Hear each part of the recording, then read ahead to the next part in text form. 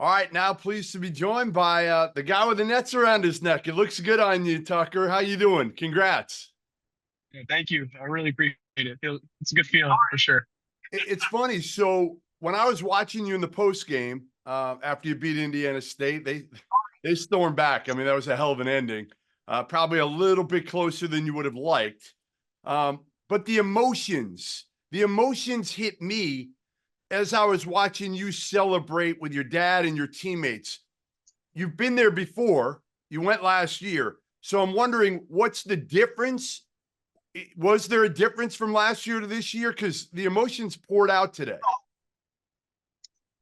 Yeah, today was definitely an emotional one for me. I lost a cousin that is usually there the conference tournament every year, and then to see his parents, my aunt, uncle, and my his brother there in the front row celebrating, kind of hit me all at once. And then just the adversity I've kind of had to go through throughout the year with injuries and just kind of proud of this group and myself and kind of fighting through that and to finally be able to feel this moment and really get to this point.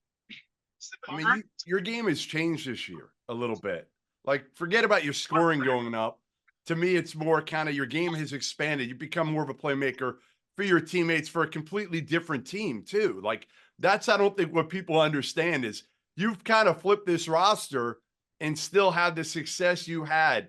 What were you trying to do going into this year in terms of being able to expand your game? Yeah, we had obviously last year we had Roman Penn, who was able to facilitate and make plays for so many guys around him. And we knew coming into this year somebody was going to have to pick up that void, and it was going to be a group effort. But I think I made a focus on that to try and pick up a little bit of that, what Roman was able to do. And part of that's the game kind of slows down a little bit each year.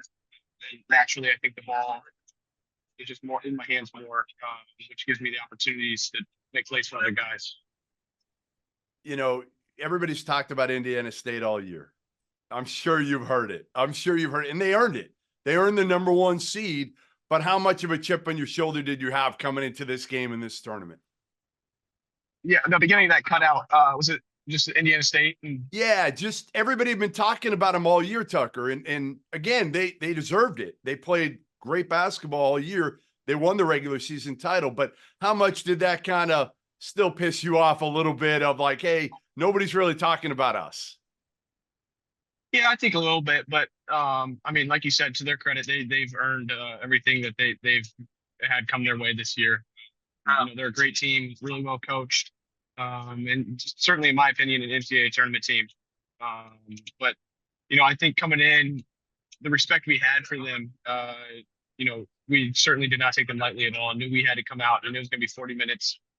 And even when we had that lead, we were talking about in the timeout about how they're capable of, they can happen fast, and they sure proved us right. Yeah. I'm glad we were able to make a few plays at the end to seal it off. Hey, you and I talked before the game last year at the NCAA tournament when you played Miami. We talked prior to that. You were all pumped up for it.